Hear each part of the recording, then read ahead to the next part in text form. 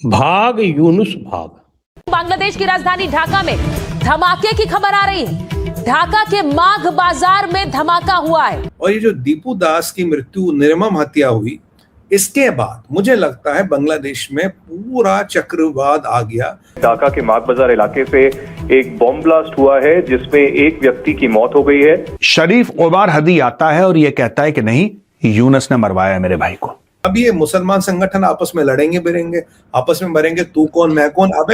अबे अनपढ़ो, तुमने कहा रॉ ने मरवाया, तुमने कहा अवामी लीग ने मरवाया, अंडिया ने मरवाया, मरवाने वाला मुसलमान। एक फ्लाईओवर के नीचे अचानक बम ब्लास्ट हुआ।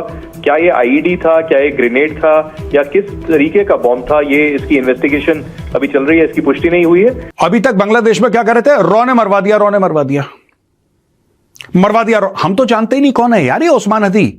उन्होंने कहा है कि जो बांग्लादेश के मुख्य सलाहकार हैं मोहम्मद यूनुस, वो दिल्ली के साथ तनावपूर्ण संबंधों को सुधारने के लिए कई कदम उठा रहे हैं। अब बांग्लादेश के बारे में आप तो जानते होंगे, बेचारे कुपोषित हैं।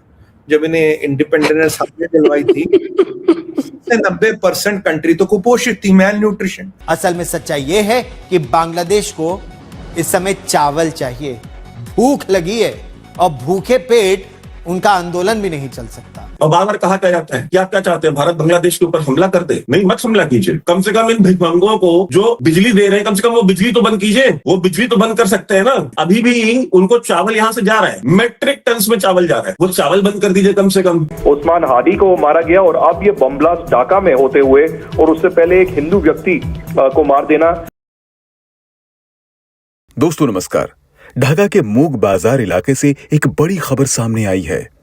बांग्लादेश की राजधानी के इस व्यस्त इलाके में एक बम ब्लास्ट हुआ जिसमें एक शख्स की मौत हो गई और कई लोगों के जख्मी होने की खबर है।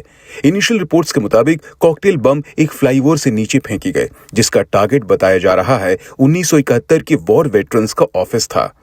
ये वही वेटरन्स हैं जिन्होंने बांग्लादेश की आजादी के लिए संघर्ष किया था। ये घटना ऐसे वक्त पर हुई है जब कुछ ही दिन पहले एक हिंदू व्यक्ति को लिंच कर दिया गया था, जिसके बाद से बांग्लादेश में एक के बाद एक कई घटनाएं हो रही हैं। वहीं दूसरी ओर बांग्लादेश भारत से वापस अपने रिश्ते सुधारने की बातें कर रहा है। जाहिर सी बात है, इन्हें समझ आ गई कि भारत से सस्ता चावल इन्हें कोई और देश नहीं दे सकता, इसलिए अब ये भारत के पैरों में गिर रहे हैं। इसी टॉपिक पर चलिए आगे इस वीडियो को देखते हैं। चैनल को सब्सक्राइब और वीडियो को लाइक करना ना भूलें। जय हिंद। जी, बड़ी खबर आ रही है। ढाका के माघ बाजार इलाके से एक बॉम्ब ब्लास्ट हुआ है जिसमें एक व्यक्ति की मौत हो गई है।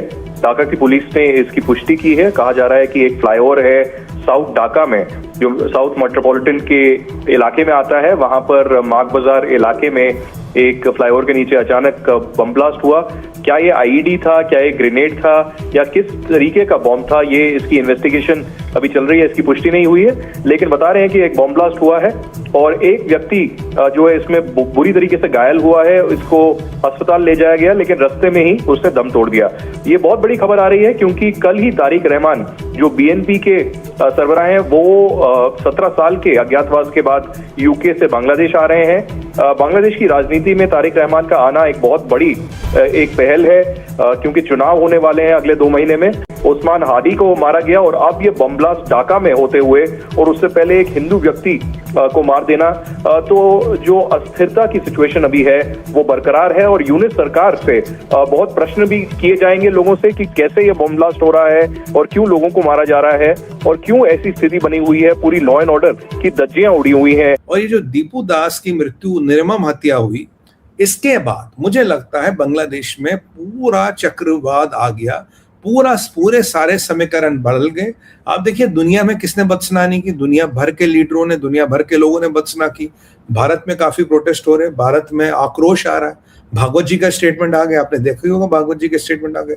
तो उसके बाद सीआईए को लगा यार ये मामला खराब होने वाला। और मुझे लगता है कहीं ना कहीं एक बांग्लादेश को डर है, और होना भी चाहिए कि भारत एक लिमिटेड मिलिट्री एक्शन कर सकता है। मुझे ऐसा लगता कर सकता है, और उसके डर के मारे तभी आपने देखा कल वो जो नवाज शरीफ की पार्टी का बंदा था उस्मानी, वो भारत को धमकियां दे रहा, अगर तुमने ये कर दिया हम तुम पे मिसाइलें चला देंगे, हम तुम पे ब्रह्मोस चला लेंगे।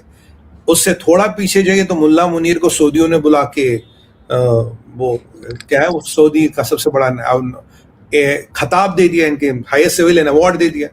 इतने में ये बातें करें जी क्या सऊदी बांग्लादेश और पाकिस्तान का कुछ मिलिट्री टाइप हो सकता है।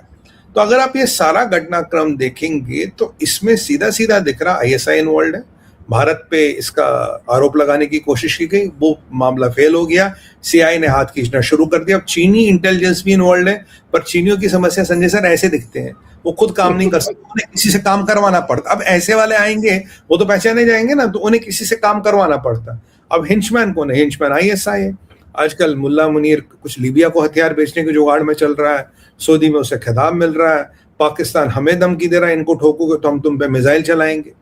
तो मतलब कहीं ना कहीं एक ये इस्लामी मुल्कों की यूनिटी हो रही है और ये दिखाने की कोशिश कर रहे हैं we are still in control. But मुझे जो लगता है यूनिस की सरकार हिल रही है। यूनिस मियाँ पीछे तो ऐसे एक आध बार धमकी दे रहे थे कि मैं रिजाइन करूंगा, जब ये पूरी सत्ता हिलेगी, क्योंकि क्या हो गया सर, ये खिचड़ी बन गई है, everybody is running his own freedom. और मैं आपको शुरू से कह रहा था बांग्लादेश सीधा अफगानिस्तान बनेगा, क्योंकि पाकिस्तान और बांग्लादेश में एक डिफरेंस है। पाकिस्तान की जो ये जहादी सेना है, ये टेररिस्ट हो, पॉलिटिशियन हो या जहादी हो, ये हर एक को पकड़ पाता है। इकोनॉमी को उन्होंने पकड़ रखा है फौजी फेडरेशन तंजीम से। अब बांग्लादेश में ऐसा कोई एंकर नहीं है जो 3-4 चीजों को कंट्रोल करता हो। बांग्लादेश की सेना खुद कंट्रोल नहीं कर पाती। अब बांग्लादेश के बारे में आप तो जानते होंगे, बेचारे कुपोषित है। जब इन्हें इंडिपेंडेंस हासिल दिलवाई थी 90% कंट्री तो कुपोषित थी, मैल न्यूट्रिशन। मैं कहता हूं कुपोषित जहादी, कुपोषित सेना। अब आज के डेट में इन्होंने बड़ी तरक्की कर ली, तब भी 40% कंट्री आज भी कुपोषित है। कुपोषित जहादी, कुपोषित सेना। अब ये बेचारे कहां से लड़ेंगे? वहां की सेना के पास पैसा तो है नहीं पाकिस्तान की तरह। तो बेसिकली जिसकी जो फ्यूडम बनेगी, कोई अपनी फ्यूडम नहीं छोड़ेगा, इसीलिए सीधा बनेगा अफगानिस्तान। अफगानिस्तान में क्या है? No central force, no central power, everybody controls his own fiefdom. ठीक उसी पैटर्न पे जा रहा है आपका बांग्लादेश। हर कोई अपनी फ्रीडम कंट्रोल करेगा। अब ये मुसलमान संगठन आपस में लड़ेंगे बिरेंगे, आपस में मरेंगे, तू कौन मैं कौन। अबे अनपढ़ो, तुमने कहा रॉ ने मरवाया, तुमने कहा अवामी लीग ने मरवाया, अंडिया ने मरवाया। मरवाने वाला मुसलमान, तीनों लड़के जो पकड़े गए वो मुसलमान, 10-12 लोग पकड़े गए, मेन बंदा तुम्हारे हाथ नहीं लग रहा। आज वो हदी की जो है इनकलाब मोर्चा, उसने कहा कि 30 दिन में अगर नहीं पकड़े गए हम बांग्लादेश की ईंट से ईंट बजा देंगे, हम यूनिस को छोड़ेंगे नहीं, हम सरकार गिरा देंगे। जो मैंने 3 दिन पहले बोला था, आज उसका भाई बोल रहा है। उसका भाई ये कह रहा है कि भाई इसी ने मरवाया है मेरे भाई को, मोहम्मद यूनुस ने। उसके भाई का क्या स्टेटमेंट है ये भी सुन लीजिए। আপনারাই ওসমান হাদিকে হত্যা করিয়েছেন, আবার আপনারা এটাকে ইস্যু করে নির্বাচন বানচাল করার চেষ্টা করতেছেন। আপনারা যারা রাষ্ট্র ক্ষমতায় থাকাকালীন অবস্থায় ওসমান হাদিকে হত্যা করা হয়েছে, এই হত্যার দায় আপনারা এড়াতে পারবেন না। सुन लिया दोस्तों आपने? इलेक्शन को पोस्टपोन करने के लिए मेरे भाई को मरवाया गया। अभी तक बांग्लादेश में क्या कर रहे थे? रॉ ने मरवा दिया, रॉ ने मरवा दिया, मरवा दिया। हम तो जानते ही नहीं कौन है यार ये ओस्मान हदी। ओस्मान हदी है कौन? We never knew who this guy was. और हम लोग वो हैं दोस्तों जो दिन रात जियोपॉलिटिक्स का, क्योंकि this is our core business, ये तो हमारा काम है, हमारा प्रोफेशन है यार।